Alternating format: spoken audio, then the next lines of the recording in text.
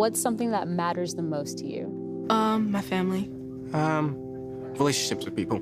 I think how I treat people and how others treat me and everyone else in the world. I just feel like right now with so much hate in the world, we need to focus daily on how we treat each other.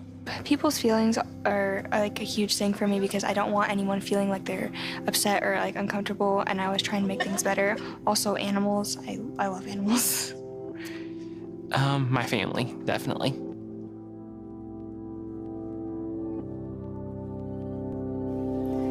What's a trend that you liked but couldn't explain why? TikTok in general is a trend, and I was not about it at first. I was like, that's stupid, I don't want to do that. And then now I'm addicted. I'm the same way. Literally, before like quarantine, everyone was like, no, TikTok, that ain't it. Who determines what trends are cool or not? I think it starts with our generation, kind of. On most things, we set the bar, and then, like, for example, Snapchat it's still big, but it was a huge trend, like, a while ago. And my parents are just now hopping on that trend.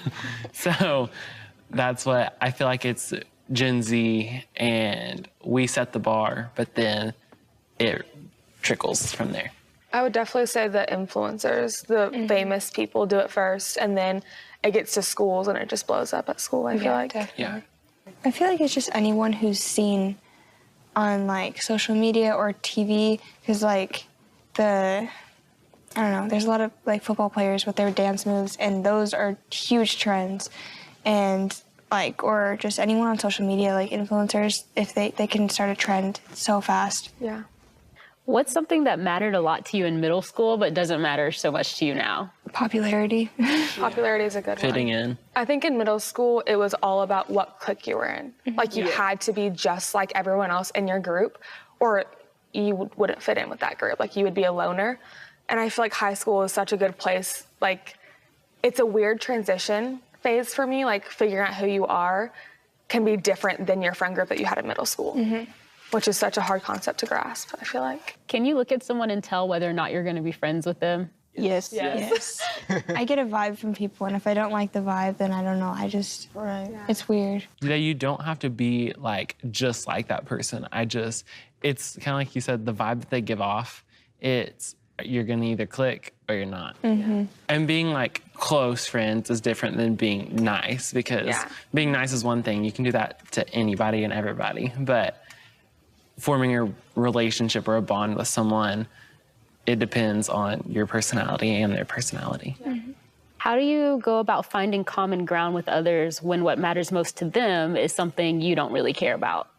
I tend to ask a lot of questions, like why they think that or why they're acting like that. Talking it out is a big thing for me. And first, it's kind of like an attitude check, because if you're not in the right attitude to understand or they're not, you're not gonna find common ground. And that's just...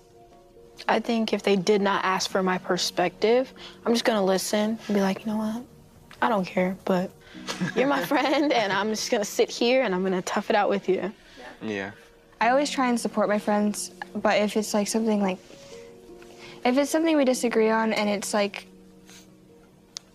something that's really bad, then I probably won't support them on it, but I'll always try and support my friends, even if we don't agree on something. Yeah, I feel like loving each other is the common ground. Like, we can have our own opinions, and I support mine and you support yours, and maybe I don't believe in what you believe in, but love is where we come together, I feel like. Are your friends your biggest support group, or do you think your family's your biggest support group? Definitely my friends. Mine would be my friends, my too. friends. My friends are my family. Yeah, that's good. Because I feel like family, you all grow up the same, and like you're supposed to have that mindset. Right. And you choose your friends. Yeah. And so you choose what mindset you want to have. Like, I feel like friendship is such a new thing. It's like I get to choose who I want to be in my friendship, and then y'all can kind of have the same mindset, so that makes it feel like family. What do you do when following Jesus is something that matters a lot to you but doesn't really matter so much to your friends? I have a lot of friends that don't believe in God. And it's hard to find that balance too. Where are you going to try to live up to following Jesus and trying to spread Jesus, but also you're trying to be a good friend, and it's balancing the two. And also talking it out with them, like understanding why they believe the way, like why they believe certain things, and then you sharing your beliefs on why you believe, like in like Jesus. I feel like that's a good thing, because a lot of people don't do that. They're just like, they either push it on them or they just like let it go. And I also think that sometimes when there's like people who don't believe in Jesus, and you are trying to like not like push it on them, but like understand why, then they're just being toxic about it. You don't necessarily have to like stop being friends with them, but at least distance yourself, because then it could be a bad thing for you in your relationship with Jesus. All my friends, I try not to like push on my religion to them, but I tell them, hey, if you ever want to come to someplace, you just come to church. Pretty chill there. All my friends, they know I'm Christian.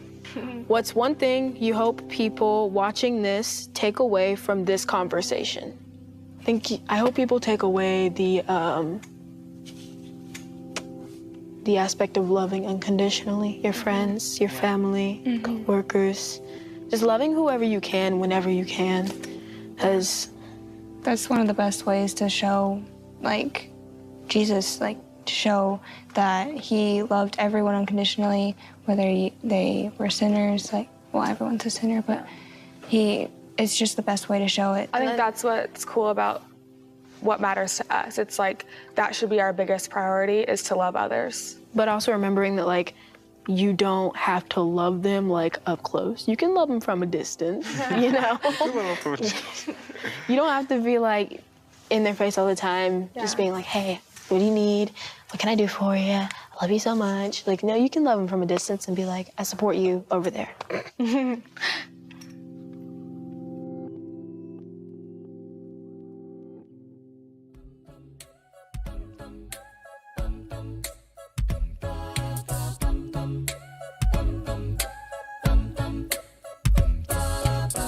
I sweat in the heat of the battle, and I fought through the dust and the shadows.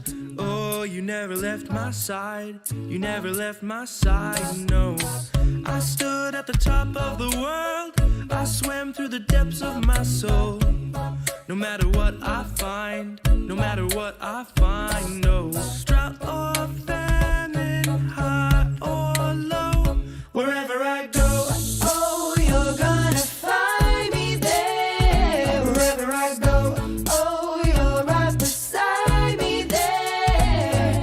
In the rising flame, even in the pouring rain, even in the flood, I'm safe. Oh, you go wherever I go.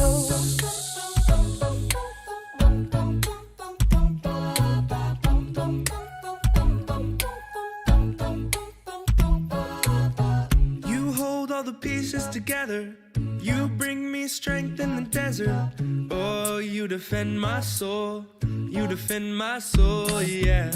No height, no depth, no grave. Nothing on earth can keep you away. Oh, you're my only hope. You're my only hope. Life and death is truth, I know. Wherever I